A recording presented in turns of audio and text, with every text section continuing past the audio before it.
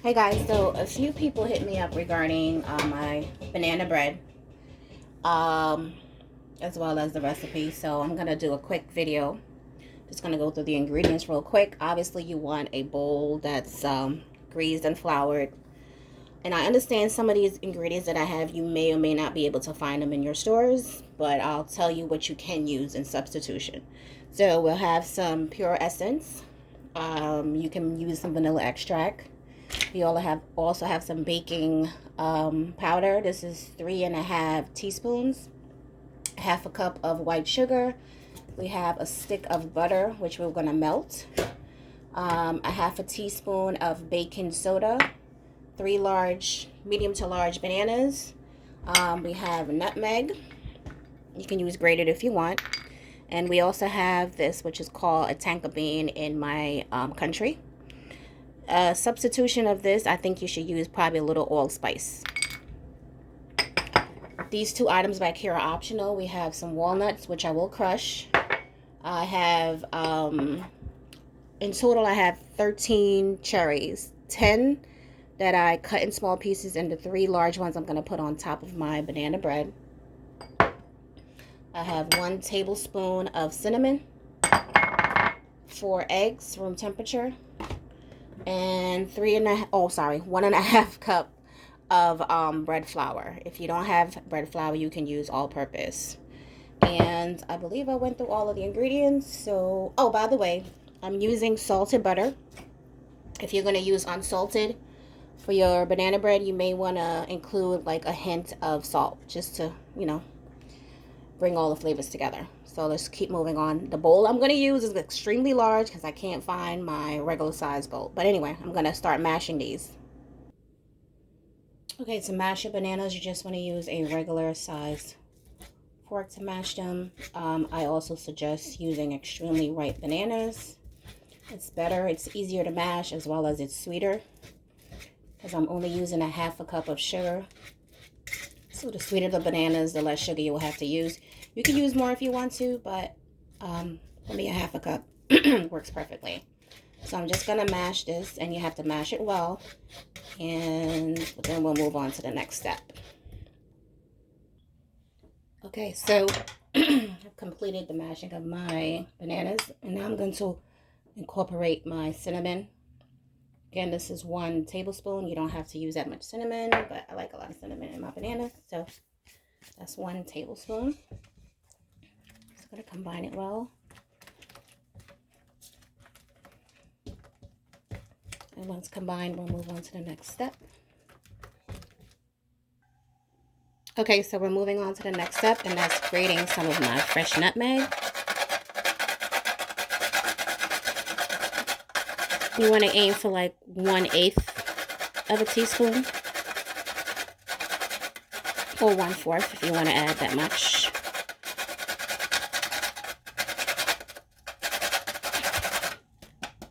Okay, and onto the tonka bean, same amount, aiming for like 1/8 of a teaspoon.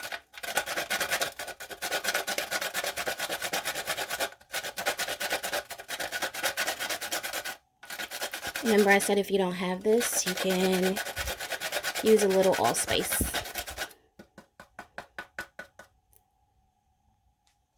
I'm going to combine well. Then we're going to start incorporating our sugar.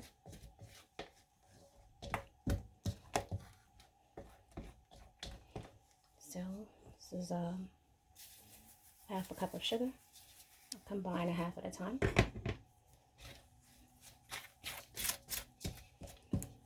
Combine well, and then we can move on to the next step. Okay, our next step will be adding a 1/4 of teaspoon of pure essence. As I stated, if you don't have that, you can use vanilla extract. Combine that.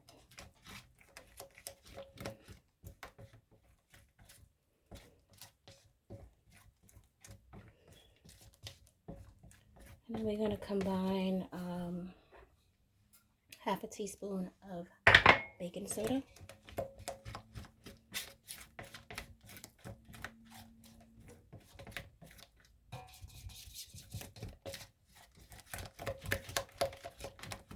I'm only using a half a teaspoon of baking soda because I'm using 3.5 teaspoons of baking powder.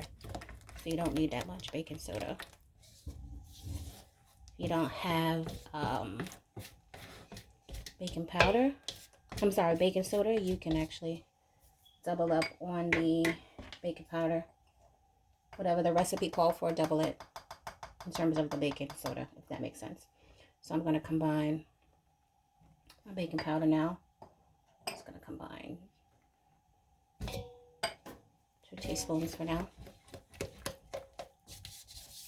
You want to make sure all your ingredients are combined well. So I'm going to work on this and then we'll move on to the next step. Okay, so I'm actually going to save the rest of my baking powder for later on. Don't ask me why I do it like this, I just do. So now it's time to combine my flour. I'm going to sift that in. I'm going to try to do half a cup at a time. Mix that in well.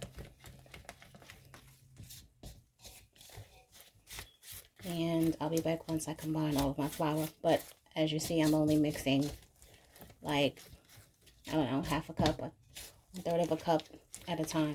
Because I want everything to combine well. Don't rush it. So I'm still here mixing in my flour. Just wanted you to see that I actually do take my time and mix in a little bit at a time. I don't just combine it. Again, I'm using bread flour for this recipe, but you can use all-purpose flour.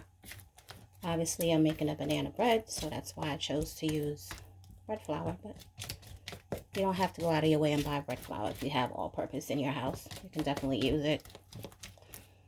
So after I combine all of my flour, I'm going to add the rest of my baking powder. So wait, I think we forgot to have this conversation. So I actually have my oven preheated to 325. And the reason why I have it on 325 is I'm using a glass baking pan to make this banana bread. So the rule of thumb is when you're using glass, you want to decrease the temperature. And when you're using metal, obviously you want to increase it. So this recipe calls for 350 temperature, so I'm reducing it to 325 because glass holds heat quicker than metal does. So if I cook this banana bread on 350 in glass, the outside will cook way faster than the inside, and that's not what we want. So I'll be left with brown edges, crispy brown edges, and I don't want that. So if you're using metal, you want to preheat your oven to 350. If you're using glass, you want to preheat it to 325, okay? Okay, so my flour was completely combined. That was definitely a workout. We're going to move on to the next step, which is adding our butter. Now, my butter was at room temperature. However, I like adding my butter melted. So I did pop it in the microwave for about 30 seconds. And I'm just going to add all of it. That's 1 stick of salted butter. You can use unsalted. If you do, just add like a pinch of salt. Not a lot.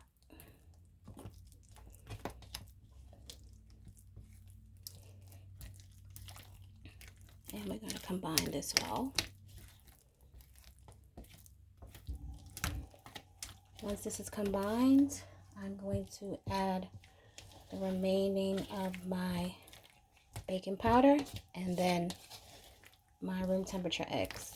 I'm going to add those one at a time. Okay, I'll be right back. Okay, so my butter is completely combined. I'm going to add the rest of my baking powder.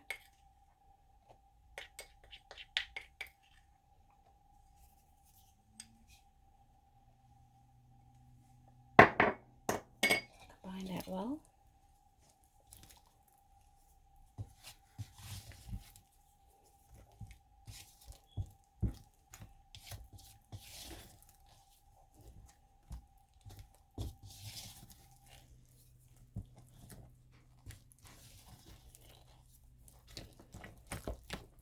Once this is mixed in well, then we'll add our eggs.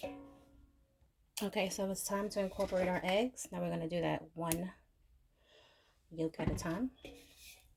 This is another area where you want to take your time and combine your eggs. This is 4 eggs at room temperature. Everyone has their own banana bread recipe. This is mine.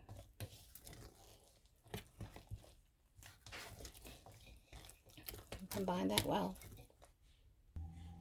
Now I'm down to my 3rd egg. I'm saying this because it's kind of like the same process with the flour. You want to take your time and combine because you want to make sure it's combined well. Don't rush the process.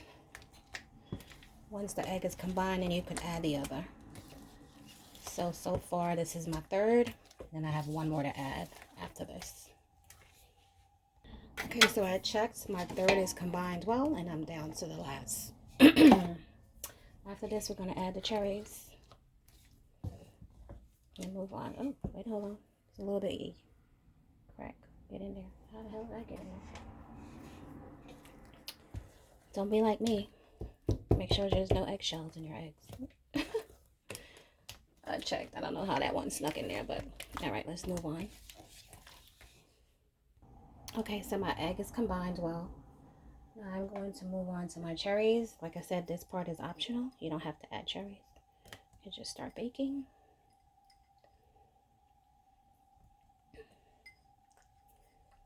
Now adding the cherries will turn your mixture a light pink. That's fine. You can squeeze out some of the juice prior to adding. And then we're going to mix that in.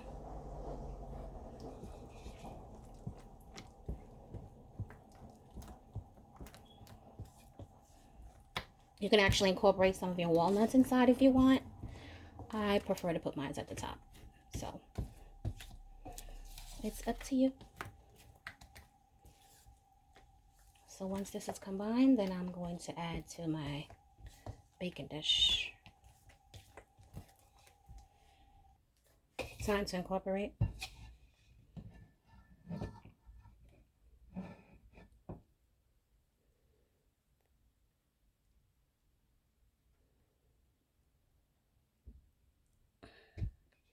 Give me 1 second, I gotta scrape down the side.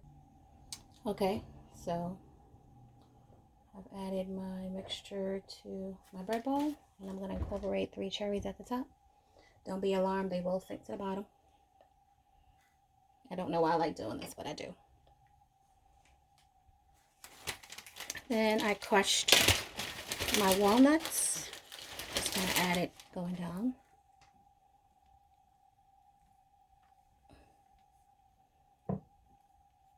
Again, this part is optional. You can add it all over if you want. This is just the way I like mine. So I'm gonna pop into the oven and we're gonna start baking. I'm gonna do it on a center rack, and 30 minutes in, we're gonna check the process. So I'm keeping in 30 minutes in. It's not ready, as you can tell. So we're gonna leave that in for another 15 minutes. Okay guys, so I just removed my banana bread out of the oven, and I brushed a little bit of melted butter on the top. I'm using a fairly old oven. That sounds funny, right? But anyway, last time I made this, I actually used my mom's oven, but I'm using mine today, which is fairly old.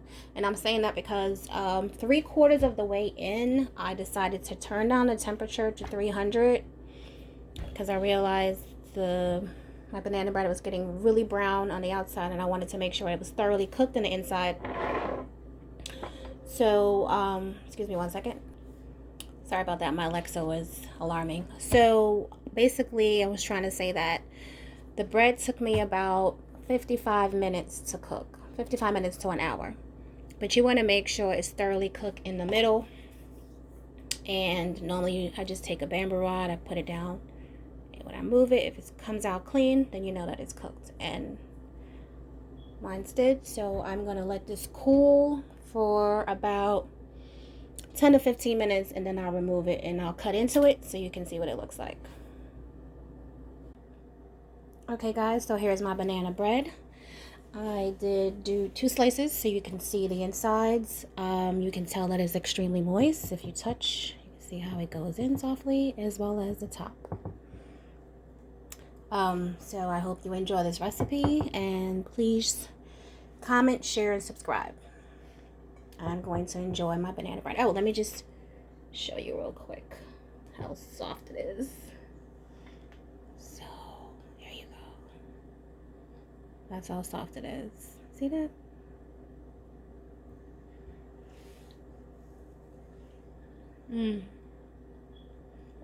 Soft and moist.